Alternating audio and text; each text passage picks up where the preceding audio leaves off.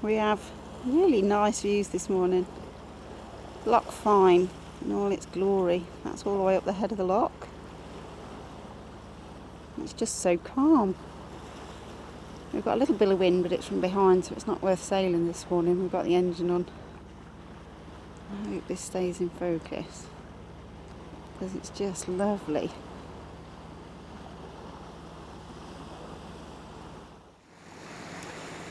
We realised after we left port this morning that we hadn't taken our outboard off the bag.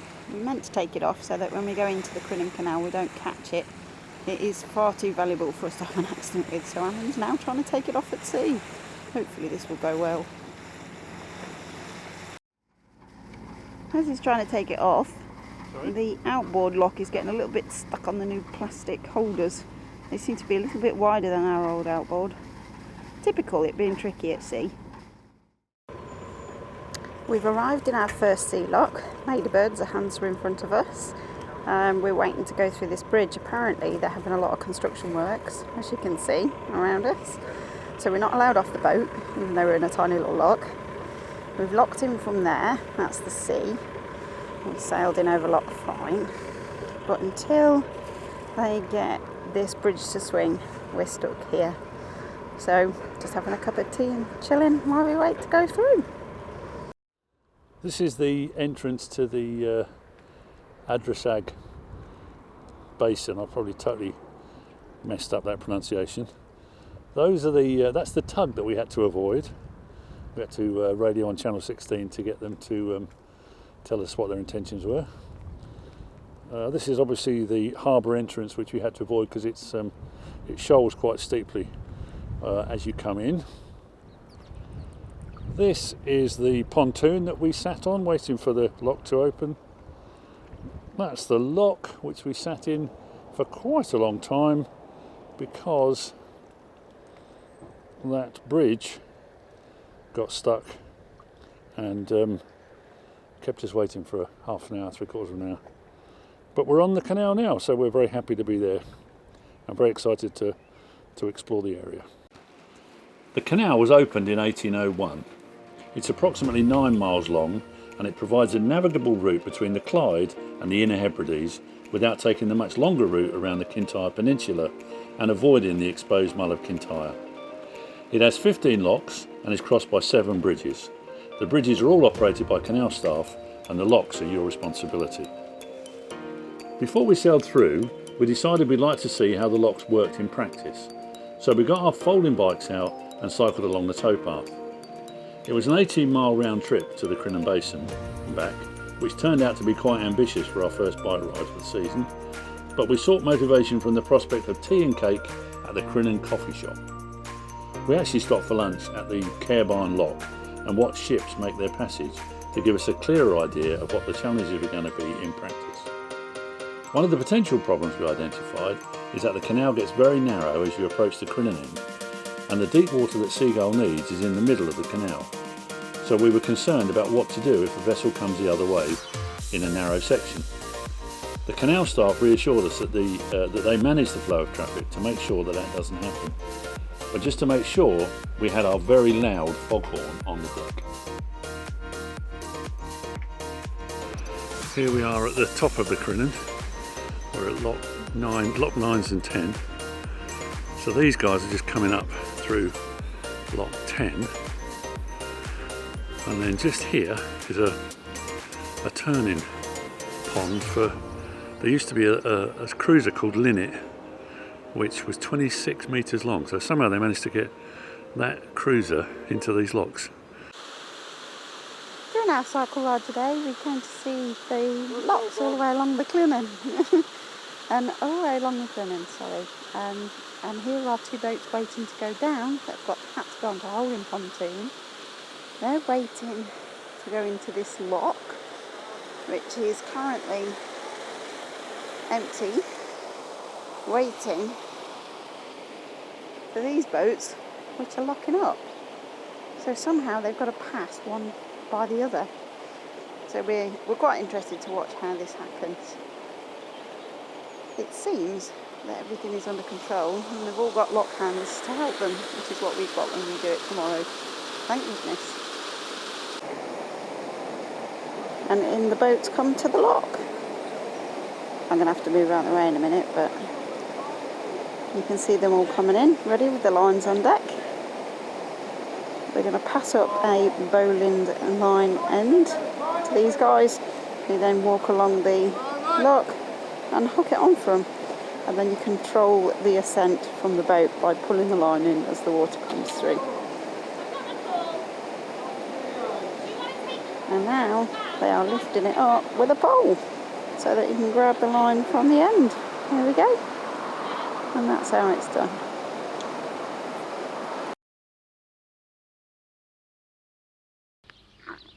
We've woken up this morning for our last morning on the Crinan Canal, and it is gorgeous. It's still quite early, it's about 7:30. Towpath, lovely blue skies, that's the way we're heading later. And you can just see the way we've been through the locks. And you can see the sea. Gorgeous morning. We're going to sit on deck and have tea. Finally, I'm not on my own in the cockpit. Come and sit down, Smith. Take a pew. Look, there's a nice soft seat just there for your bum in the warm sunshine. Lovely, isn't it? I think I'm going to go and fetch my sunglasses to drink my tea. It's warmer out here than it's down below. That is why I came out. Here we are, cruising up the Crinan Canal on our way to Crinan, actually, from Ardrishaig. It's beautifully calm. As we're coming along the canal, we've got this amazing view, really.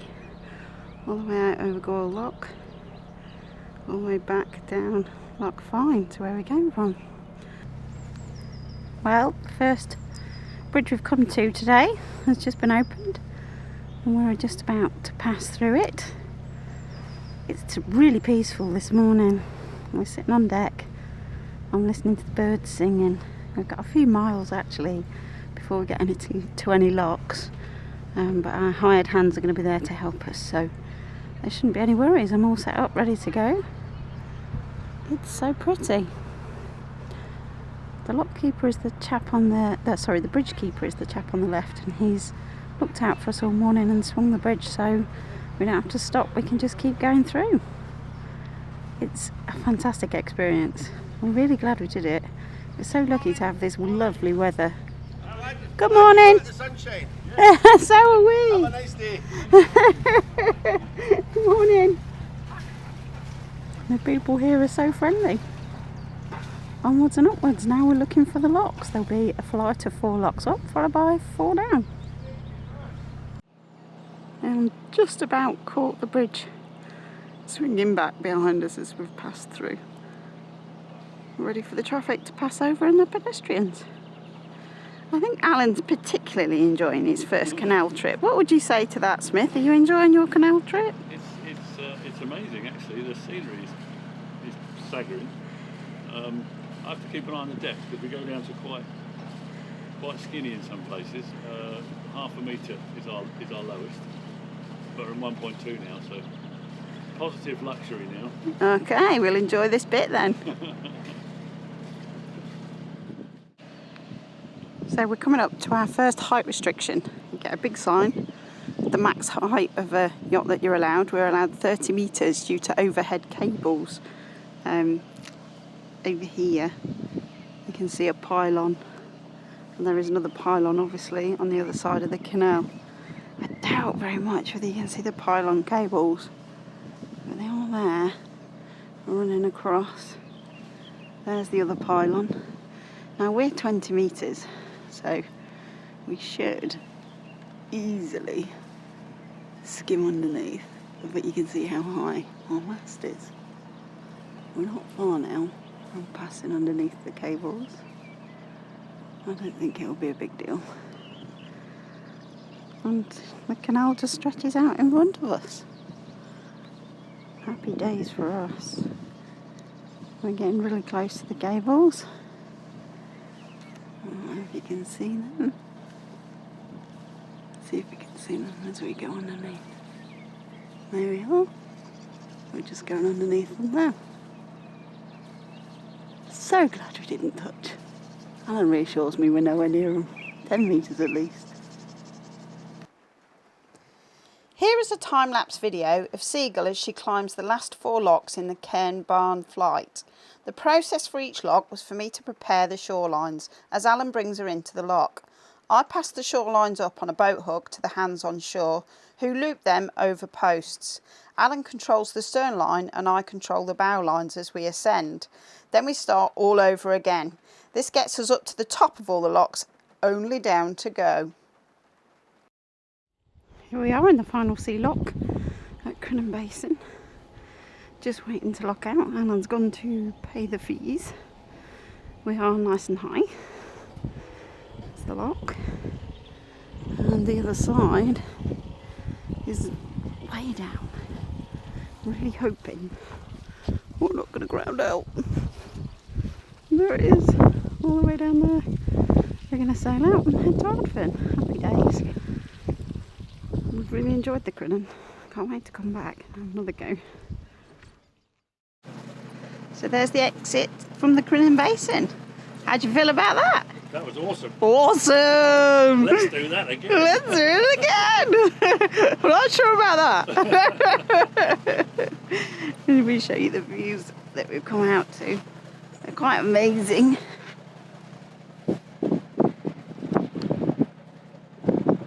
There we go. It's beautiful out here.